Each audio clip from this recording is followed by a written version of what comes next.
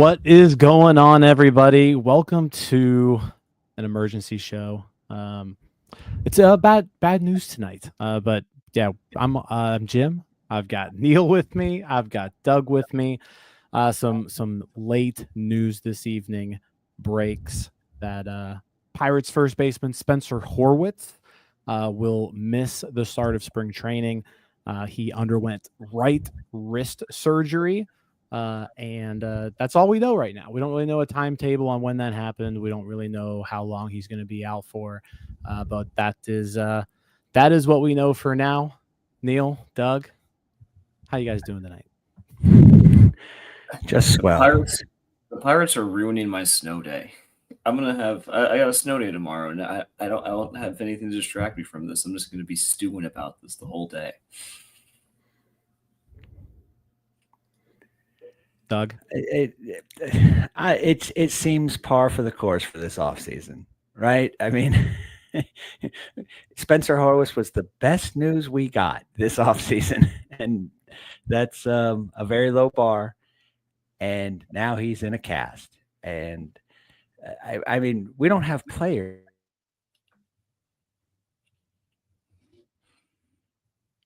Oh, we lost Doug. I think he was about to say that. I mean, this was a trade to address the first base position. Like this was a hole that they had going to the offseason. They made the trade for Horwitz to plug it, and now that he's out, we don't know how long for, but there really isn't much of a backup plan. I mean, I guess you could say it's Billy Cook right now. Mm-hmm. The options are Brian Reynolds, Billy Cook, Endy, and maybe Joey Bart. I think those are like your realistic options, and for a variety of reasons, none of them sound great. Yeah, I mean, it's been hard to get enthused about this offseason at all. This just sort of adds on. I've been trying to talk myself into, okay, Ben must really believe in Cook and York, and that's, so or what have you, but they're dropping like flies already. So it's you want to think that, at the end of the season, I keep thinking that, maybe Ben can have the last laugh, but we're not laughing now, we're crying. So it's not a great start. Yeah, I mean, you mentioned, I mean, this was Ben's plan, right? And now that it's kind of blowing up, it doesn't look good, because he had to be right with what he was doing this offseason, because on the outside looking in, it doesn't really look that great. Penn says that we forgot to mention Matt Gorski as a possible replacement. Thank you, Penn. For my own sanity, I don't consider Matt Gorski an option. Yeah, I mean, it's rough news, right? And I mean, this is the day before pitchers and catchers report. This is supposed to kind of be like a time for hope and optimism, and then you get hit with this tonight, and yeah, it's not fun. It's not fun. So we'll get into this. Like I said, we're not going to take very much of your time tonight, but just wanted to get on here, vent a little bit, and see what you guys all had to say. But before we get into that, I do want to let you know about Bet Online. It's the world's most trusted betting platform and your number one source for online betting in 2025. Whether you're a seasoned fan or a first-time bettor, Bet Online is your ultimate game day companion with the largest selection of odds on everything from NBA and college basketball to the NHL and UFC. Bet Online continues to be your number one sports betting source. From every three-pointer to hat trick, Bet Online has you covered with odds, stats, and more for every game, every play, and every win. Bet Online, the game starts here. Yeah, I mean, just to kind of add on what I was doing there. I was on the Post Gazette. They have a new YouTube page, Post Gazette baseball page, dedicated to the Pirates. Noah Hiles, Andrew Destin are going to be giving a lot of content there. But I was on their show tonight. By the way, go subscribe to them if you haven't yet. But on their show tonight, they asked me who I was most looking forward to watching this spring. And guys, my answer was Spencer Horwitz. This was like, I'm talking to Noah and Andrew saying, you know what? I haven't seen Horwitz. I've on paper, he looks good. The projections like him. I'm really curious to see, like, hey, what kind of ball player is this? And less than an hour after that show, Noah and Andrew both reported this news. So That was The a Rosati bummer, curse. right? Yeah, The Rosati curse. the Rosati curse you do at 10 games. Now you just jinx like one random player. It was insane. It was insane. But like for real though, like he was like I was really looking forward to just looking at it. I mean, just seeing what he could do because like I said, without watching Blue Jays games, I just haven't seen much Spencer Horwitz. I've seen highlights, I've seen, like I said, his numbers, but yeah, I was really looking forward to seeing like what kind of ball player he was. And yeah, now this is just kind of a kick to the gut. Yeah, it's Right. really just Yeah. a kick to the gut. Oh, sorry. Go ahead, Doug. I was gonna say no. I mean, we're all looking forward to seeing. We're all kind of with bated breath, our fingers crossed, hoping, hey, could this guy be at least a partial solution? At least the strong side of the platoon. Can he meet these projections? Can he be just a slightly above average hitter? Something this team has been in very short supply for about a decade now. So, and it looked like he could hit. He didn't have a lot of power. He didn't, but it just, he looked like he could put up a 750, 760 OPS, and in that lineup, it makes him the second or third best guy on the team. So, yeah, I was curious, right? I had not seen. I don't know if I'd seen an at bat of his.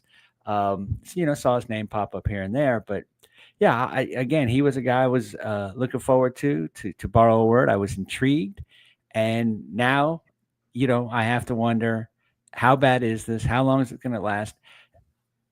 And nobody really seems to come back quickly from the wrist. I mean, even if they come back and play, they don't have the power. They can't drive the ball. So yeah, it's you wish he had a sprained ankle or something, but no, he's in a cast. His wrist is in a cast, and Yeah. here we go. Here we go. It's always, I don't think it's unfair for fans, especially for me or any of us, to like assume the worst case scenario with this team because it pretty much always feels like it's going to be the worst case scenario. So, we don't know when he had the surgery. We don't know how long it will take for him to play baseball. It really sucks because we weren't going to be good if Spencer Horwitz isn't good. Like this team was really going to depend on Horwitz and Gonzalez and York, maybe Cook a little bit. Like the guys that you've called up or just acquired to fill this offense. And now you're right. The power, whatever power he has, might be zapped. He might not be able to hit for a while. I was Googling it earlier. It takes 3 months for normal people to get back to normal day-to-day activities after a wrist surgery. And so just malpractice, honestly, that we're having an emergency podcast about Spencer Horwitz being injured because we were depending on him so much for this year. Yeah, I mean, that's the other thing too. Like, it's hilarious. Like, we're in a bad situation here, but like the fact that this news is so big, you're right. Like, I mean, Spencer Horwitz, according to projections, he was going to be the Pirates' best hitter this year, right? And again, like this is instant reaction. We don't know the severity of this injury, but what we know is that he had surgery. He's in a cast. He's gonna miss some time in spring training. But like you're in a cast right now. Opening days in 7 weeks. You got to build yourself up to that. I can't imagine a situation where Horwitz is ready for opening day. And on top of that, you mentioned just wrist injuries in general. They are not very nice to the victims, right? Like it takes usually a year or so for people to recover power after wrist injury, and sometimes it never comes back. But you see it all the time in hitters where they get wrist surgery, power zapped for a solid year or so. Again, we don't know the extent of this, so this is all just kind of talking points right now. But I mean, none of this is not good news. No, it is horrible news. Again, like we shouldn't be depending on him to be like the third best hitter in the lineup, but that's where we are right now. And so, like now Dionis is on the front office, depending on how serious this is. Like you have to pivot somewhere else. You have to go and make a trade if you can't afford to make free agent signings, because we spent all offseason. I'm tired of hearing this move is fine. I'm so tired of hearing, and I've heard it for like every single Ben Cherington signing, because when we get the situations like this where our key players, our big trade, like our big acquisition gets hurt, this is what happens. We're now depending on Adam Frazier because he's the only lefty infielder we have on the roster right now. And he was one of the worst players in baseball last year. It's not good. It's really bad news, and I can't believe I'm this upset about Spencer Horwitz. Nothing against the guy, like fellow Radford Highlander, respect, but I'm upset. Yeah. James asking here in the comments, can you possibly do a brief recap of where this news came from? Yeah, Pittsburgh Post-Gazette, Noah Hiles and Andrew Destin reporting that that Spencer Horwitz has arrived to camp in a cast following wrist surgery. That's really all we know at this point. So, but yeah, I mean, I think you're right. Like right now, if you're talking replacements, you're probably going Billy Cook. You're probably going Brian Reynolds, the whole first base thing. I hadn't heard anything about that since winter meetings. So like, I'm not sure if that was still going to be a thing or not. But maybe that's an option. But the other options they're still, I guess, I mean, people saying like Anthony Rizzo, like there are like your bottom of the barrel free agent first baseman still out there, I think, in case if you have to go that route. But like, again, like the fact that you're in this situation now where you're scrambling for a first baseman after you just traded a pretty good piece for him too. Like you dealt away from your team in order to get this guy, and now you're in this situation. But yeah, as far as replacements go, I think Billy Cook's probably like that next man up in this situation. That would be my guess. We are in for a rude awakening if Billy Cook is the opening day first baseman. Like, I don't know if anyone's looked at his whiff rates like up in the zone, but the guy can't hit a ball that's up in the zone. It would be a disaster. That is Cook and Triolo, like our comments are saying. Like that's one of the worst. It's going to be right field 2024 all over again if that's where we're rolling for a good chunk of the season. We got Doug back. Doug, I'm afraid we're going to see what. I mean, again, at this point, and I've been this way all off season, I don't want to see Tommy Pham and Adam Frazier, but we're going to get more of that now, right? Mm-hmm. I mean, I can see Frazier playing some first base. I mean, at least, I mean, I don't even know what to suggest anymore. How about go out and spend some money? How about go, there's got to be somebody out there, make a trade, do something, improve the outfield maybe so you can put Brian Reynolds at first base. Go acquire Luis Robert Jr. And that comes with some risk, but you've got the money to do it. You got money in the budget that you've supposedly have put out there. So yeah, make a trade, get somebody that can actually play the outfield, that actually can, impact the lineup, and put Brian Reynolds at first, or at least for part of it. I mean, there are things to be done, but I'm expecting an opening day with Adam Frazier at first and Tommy Pham, in right field or something. And it's hard, right? I mean, this is the time, like you said, this is the time that hope springs eternal, and you get all the romantic about baseball. I'm not feeling very romantic right now about baseball. It is poetic that the Pirates dropped this the day before spring training like really kicked off. Like, it is heckable timing. Well, and the Pirates, that's another thing. The Pirates don't drop this, right? I mean, somebody sees them with a cast on, right? As usual, the Pirates are not communicating with us. As usual, the Pirates aren't out in front of something. They're gonna, in 3 days they'll come out with some sort of, ridiculous word salad from Ben, and that won't say anything, won't give us any details, won't give us a timetable. It's just the same old nonsense with this team. Like this team needs to be doing little things well, and they don't do anything well. They don't do anything well. Not only were the worst hitting team, and not only the worst team with power, we're the worst team with PR. We're the worst team in communicating to the fan base. We're the worst team in just about everything, other than thank God for Paul Skeens. Yeah, I mean it's unfortunate news, and the timing sucks. With like I said, with this is the time to be optimistic, to be hopeful. So the timing is just awful here. The day before pitchers and catchers report. I do want to talk about, because like, does this almost make the Adam Frazier signing make a little bit of sense? Because starting to put the pieces together, back whenever that signing happened, I didn't understand it. It was like, why are we getting Adam Frazier when we have players like Adam Frazier already on this team? And now, if the Adam Frazier move was made after obviously knowing this and thinking that someone would need to slide over to that first base spot, maybe this is making more sense. Is that kind of your thoughts as well?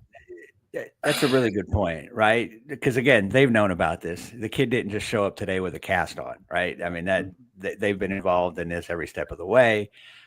Hopefully it did happen a couple of weeks ago. Hopefully the healing process is on.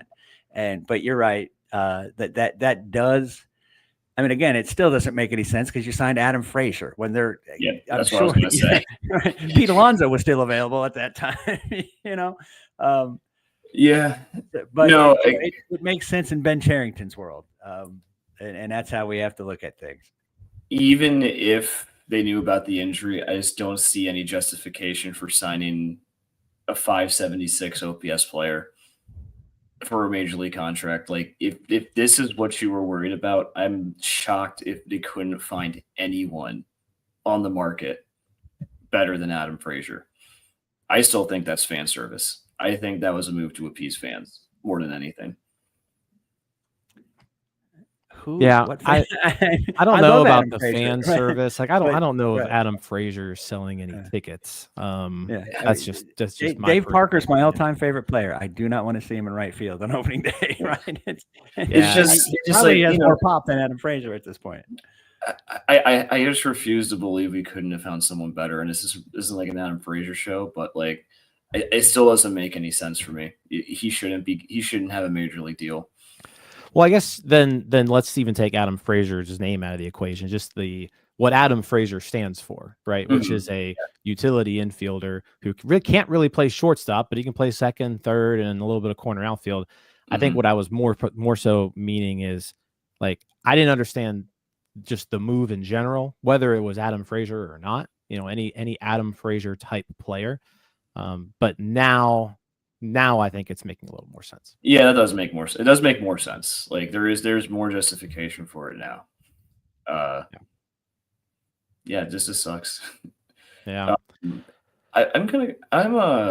How did this not get out until now is my question. Like, we obviously don't know when the surgery was, but usually this is immediate stuff. People find out the surgery happens, and it almost seems like they've been sitting on this for at least a month. Well, I'm curious. How did this? So Spencer Horwitz was at Pirates Fest, if you remember, and so this had to have happened sometime between Pirates Fest and now, because he was walking around Pirates Fest, obviously seemed healthy, didn't have any casts on or anything like that. So you have to assume that this happened sometime in the last month. So I mean, it wasn't early in the off season. It had to have been within the last 4 weeks or so. No, and I just figured I'm used to injury news coming out immediately, and so this was just a pretty big shock to hear that he already had surgery and was already in the cast. Good news for us. The best news is that this already happened, but never heard of anything like that before. Yeah, and I think it was Connor brought up a good point earlier in the chat, and I was actually talking with Ethan a little bit about it earlier as well. The 60-day IL is open tomorrow, so tomorrow is the first day that you can put players on the 60-day IL. So maybe the plan was to do that, and they were like, "Hey, we might as well tell some people the day before instead of just springing this on them." But that could play a role in the timing here. That would be quite the spring training like opener. your big Yeah. your big offseason trade straight to the 60-day deal. Yeah, because I mean that would have been what happened is you would have just seen the transaction on MLB.com and been like, what happened here? So you would have gotten like a little tweet from Ethan. Yeah. That he would be the one person who noticed. So yeah. Doug, you got anything else for everybody before we get out of here? I mean, it's discouraging. Hopefully, he recovers quickly. Hopefully, he can, he's able to swing a bat soon. I mean, that's all we can do at this point. As usual, we don't have information. We'll be waiting. I mean, it's a tough break for the kid. He's, getting a good opportunity. But you've come to Pittsburgh, and there is, there is a cloud over this franchise. I mean, and oh God, it just reminds me of things like that, right before PNC opened and we lost 3 starting pitchers, right before the opener of PNC. We're all excited about that season. And this kind of stuff seems to happen frequently. Just bad news right off the rip. O'Neal Cruz gets hurt in game 9, and it's just we just can't get out of our own way. Just bad luck. And then when you combine that with really bad management, really bad ownership, it's hard for these guys to overcome that. Yeah, Neil, any parting thoughts? Got to find a replacement somewhere now. That someone's got to come in during spring training. That's all I gotta say. Because this sucks. Hope Horwitz has a speedy recovery. Hope he's back with us as soon as possible. But clock's ticking, Cherington. Yeah, that's my thing. Hopefully there's a viable replacement, either that ends up clicking, or they go out and get. And then also, hopefully this injury isn't that bad. Hopefully Horwitz is able to make a speedy, strong recovery, because again, he's an important piece of this team, not only for this year, but down the road as well. So, a lot of stuff riding on him and his health. So that'll do it for us tonight. Like I said, we just wanted to kind of get on here, vent, allow you guys in the chat to vent. The chat was great. We'll talk more. We got NS9 live tomorrow night. Tyler and I will be on that show. And we'll be able to talk about this a little bit. And then also we'll have a whole day of pitchers and catchers reporting. So hopefully some more stuff to talk about tomorrow. But appreciate you guys. Doug, Neil, thanks for hopping on at 11:30 at night on a Tuesday.